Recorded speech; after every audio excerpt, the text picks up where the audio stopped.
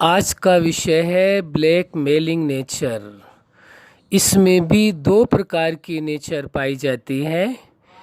एक है criminal black mailing nature और दूसरी है इमोशनल ब्लैक मेलिंग नेचर।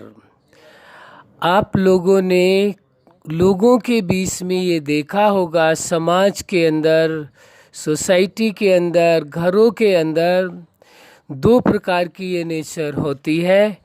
एक नेचर तो आप अच्छी तरह से जानते हैं, जब कोई क्रिमिनल किसी प्रकार का ब्लैकमेल करता है तो उसके कारण जो परिस्थितियां क्रिएट होती हैं वो आप जानते हैं। उस विषय में समझाने की आवश्यकता नहीं है। बाकी जो दूसरी नेचर है, जो इमोशनल ब्लैकमेलिंग नेचर है, वो बहुत ही खतरनाक है। आप देखेंगे परिवारों के अंदर, समाज के अंदर, ऑफिस के अंदर, बिजनेस के क्षेत्र में, हर जगह पर इसका उपयोग करते हैं और फ्रेंड सर्किल में, रिलेशन में भी इसका उपयोग करते हैं कई लोग। हम ये नहीं कह रहे हैं, ना ही ये दावा कर रहे हैं कि आपके अंदर यह इमोशनल ब्लैकमेलिंग नेचर है, लेकिन ये ज़रूर कह रहे हैं क्योंकि ये विषय ही ऐसा है। ह्यूमन नेचर कितनी तरह की हैं जो विशेष नुकसानकारक हैं लोगों के लिए, तो उस विषय में थोड़ी सी जानकारी आवश्यक होनी चाहिए। तो जो इमोशनल ब्लैकमेलिंग नेचर वाली बात आती है, वो सबसे बड़ी बात है कि वो परिवारों के अंदर खास होती है, फिर उसके बाद रिलेशनशिप में जाती है।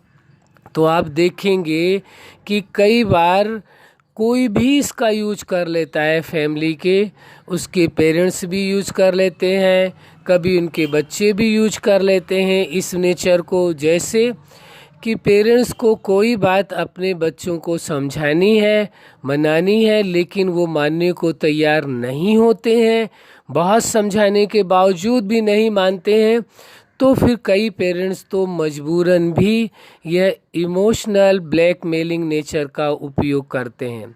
ये इमोशनल ब्लैकमेलिंग नेचर, इसका क्या उपयोग होता है कि वो कहते हैं कि यदि आप ऐसा नहीं करेंगे तो हम घर छोड़ करके चले जाएंगे, या हम ऐसा कर लेंगे, कोई कहेगा हम खाना नहीं खाएंगे, कोई कुछ होने, कई तरीके की बातें आती हैं, वो सभी आप जानते हैं अच्छी तरह से।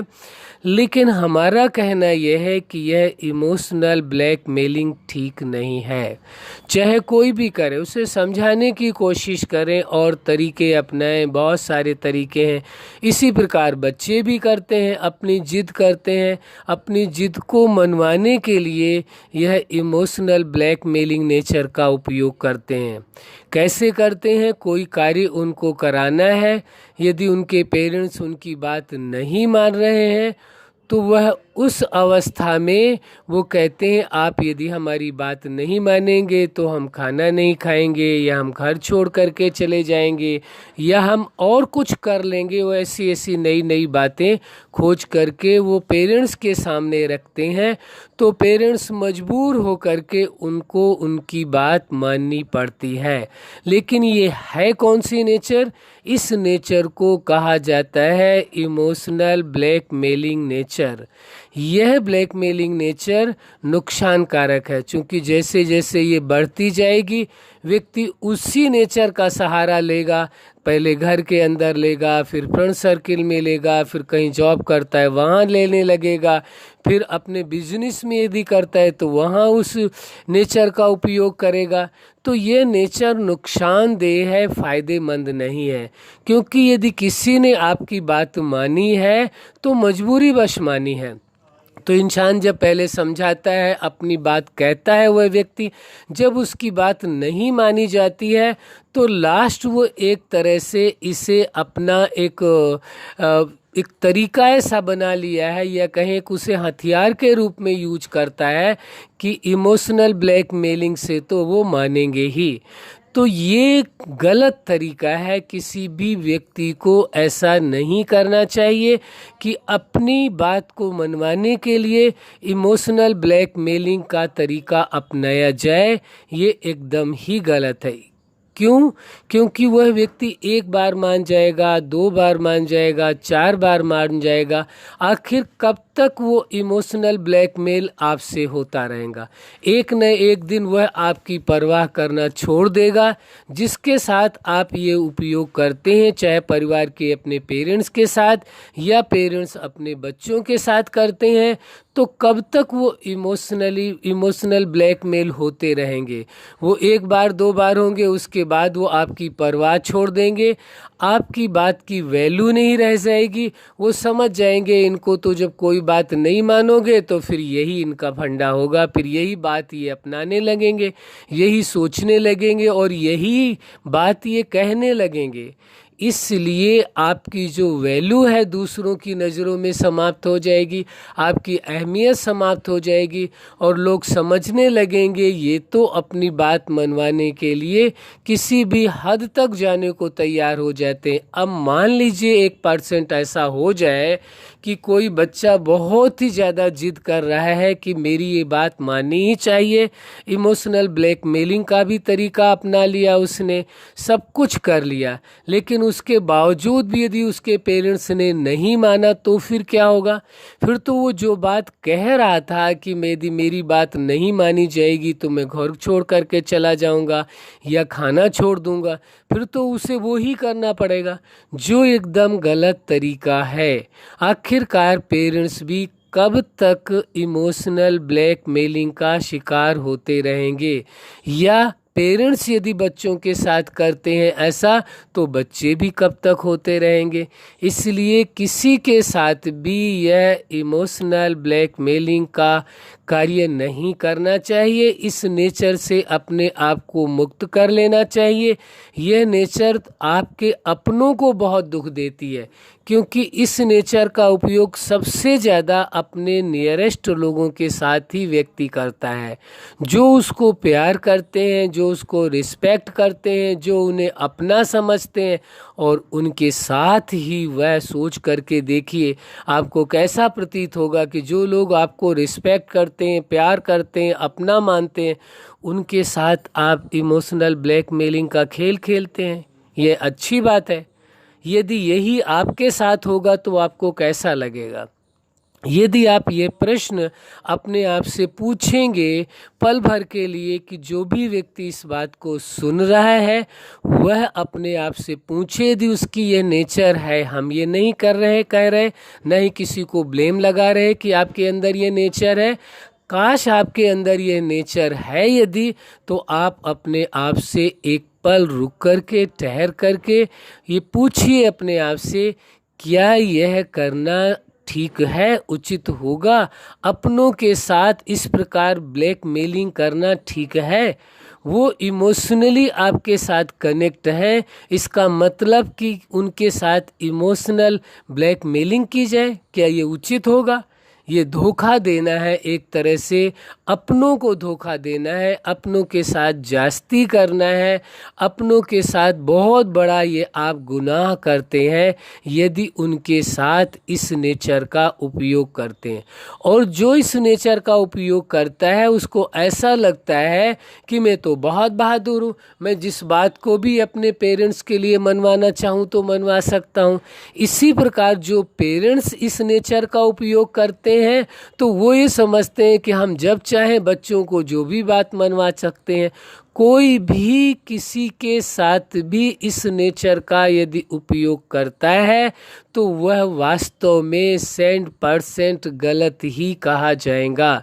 एक तरह से कहा जाए तो ये क्राइम की ही श्रेणी में आता है।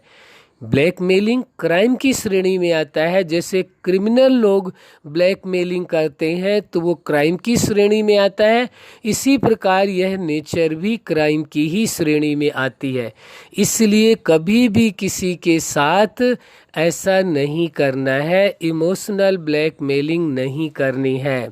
यदि कोई आपके साथ करता है तो आपको बड़े प्यार से समझाने की कोशिश करनी है कि जो भी आपका वह रिलेटिव है कि ये नेचर ठीक नहीं है, इसकी आवश्यकता नहीं है। यदि आप ऐसा करते हैं तो कोई कब तक आपका इमोशनल ब्लैकमेलिंग का शिकार होता रहेगा? आखिर कब तक आपकी बात मानेगा? क्या होता है कि फिर उनको आदत पड़ जाती है। यदि एक बार बात किसी ने मान ली तो दोबारा उनकी आदत बन जाती है, वही नेचर हो जाती है। उनको लगता है ये शॉर्टकट तरीका है अपने पेरेंट्स को अपनी बात मनवाने का, या पेरेंट्स सोचते हैं कि अपने बच्चों को अपनी बात मनवाने का ये शॉर्टकट तरीका है, तुरंत ही मनवा सकते हैं, जबकि ये बहुत ही नुकसानकारक है। इससे क्या होगा, चूंकि वो इमोशनली आपके साथ कनेक्ट हैं, इसलिए वो बात आपकी मान जाते हैं। लेकिन कब तक मानेंगे आखिर? एक बार, दो बार, चार बार, एक वो समय आएगा जब वो इनकार कर देंगे, कह देंगे कि आपको जो मर्जी हो वो करो, मैं आपकी बात नहीं मान सकता। वो तभी इस बात को कहेंगे जब आपसे परेशान हो चुके होंगे, वो आपसे इमोशनली डिस्कनेक्ट हो चुके होंगे। उन्होंने सोच लिया होगा कि अब इसको जो करना है वह करने दो, अब हम इसकी इस आदत को बढ़ावा नहीं देंगे। तो आप विचार करिए, उस अवस्था में फिर आप क्या करेंगे? एक तो सबसे बड़ा नुकसान आपका ये हुआ, जो लोग आपसे इमोशनली कनेक्ट थे वो आपसे डिस्कनेक्ट हो गए, और डिस्कनेक्ट ही नहीं हो गए, उन्होंने आपकी परवाह भी छोड़ दी। जो आपकी इतनी केयर करते थे कि आपकी मर्जी, जो मर्जी वो करो, चाहे खाना खाओ या ना खाओ, घर में रहो या छोड़कर जाओ, अंततः उन्हें यह कहना ही पड़ता है। क्यों? रीज़न ये है कि मान लीजिए आपकी मांग ऐसी है जो वो पूरी ही नहीं कर सकते, उनके पास है ही नहीं, तो करें कहाँ से? ऐसी भी अवस्था आ जाती है लोगों के सामने कि पेरेंट्स के पास क्या है क्या नहीं है बच्चों को तो पता भी नहीं होता है उतना, और बच्चे जिद कर बैठते हैं कि हमें ये चाहिए ही चाहिए, और नहीं देते हैं तो इमोशनली ब्लैकमेल करने की कोशिश करते हैं। अब उनके पास है ही नहीं, वो साधन ही नहीं है, उतना धन ही नहीं है, जो आपकी रिक्वायरमेंट है, जो आपने मांग रखी है, वो पूरी करने में वो कैपेबल है ही नहीं, तो कहाँ से कर देंगे? अंततः फिर उन्हें ये परवाह छोड़नी पड़ती है। ठीक है, इसको जो करना है वो करे, जब हमारे पास है ही नहीं तो हम कैसे इसकी पूर्ति कर सकते हैं? हम यह बात समझाना चाहते हैं, यह इमोशनल ब्लैकमेलिंग का कार्य एकदम ही गलत है। इस नेचर को कभी भी किसी भी कंडीशन में अपने अंदर आने नहीं देना है, और न ही इसे कभी यूज करना है, क्योंकि इससे आपके अपने लोग ही बहुत अधिक हर्ट होते हैं, बहुत अधिक दुखी होते हैं, और आपसे इमोशनली धीरे धीरे धीरे धीरे वो डिस्कनेक्ट होते चले जाएंगे। और एक पल वो आएगा कि ऐसा बंदा वो अपने आप को अकेले ही पाता है, और हो सकता है वो जिद के कारण वो अपना नुकसान भी कर ले। इसलिए प्लीज़ हम आपसे ये रिक्वेस्ट करते हैं, यह इमोशनल ब्लैकमेलिंग की जो नेचर है, इसे दे एंड देयर तुरंत ही इसे आप समाप्त कर लें। ये आपके अपने लिए नुकसानकारक है, आपके अपनों के लिए नुकसानकारक है, और भविष्य इसमें अच्छा नहीं होता, खराब ही होता है। जो हमने एक्सपीरियंस किया है, जो चिंतन किया है, जो लोगों की लाइफ में देखा है, वह बात हम आपसे शेयर कर रहे हैं और आपको समझाने की कोशिश कर रहे हैं कि यदि आपके अंदर ये नेचर है तो उसे शीघ्र से शीघ्र बदल लेना है। हम आपको ये कह नहीं रहे, ना आप पर एलिगेशन लगा रहे हैं कि आपके अंदर ये नेचर है, न ही हम कोई चैलेंज कर रहे हैं किसी प्रकार का, लेकिन ये ज़रूर कह रहे हैं कि यदि आपके अंदर ऐसी नेचर है तो प्लीज़ हम आपसे रिक्वेस्ट करते हैं, यदि आप बच्चे हैं तो हम पेरेंट्स की तरफ से आपसे रिक्वेस्ट करते हैं कि आप ऐसा ना करें, और यदि आप पेरेंट्स हैं तो हम आपको आपके बच्चों की तरफ से आपसे रिक्वेस्ट करते हैं कि प्लीज़ इमोशनल ब्लैकमेलिंग नेचर को समाप्त कर दें, ऐसा अपनों के साथ ना करें। अच्छा, आप अपने जीवन में सफलता के शिखर तक पहुँचें, साथ ही सदा स्वयं खुश रहें और परिवार को भी खुश रखें, यही हमारी हार्दिक शुभकामना है, और सदा आप सफल रहें। अच्छा, धन्यवाद।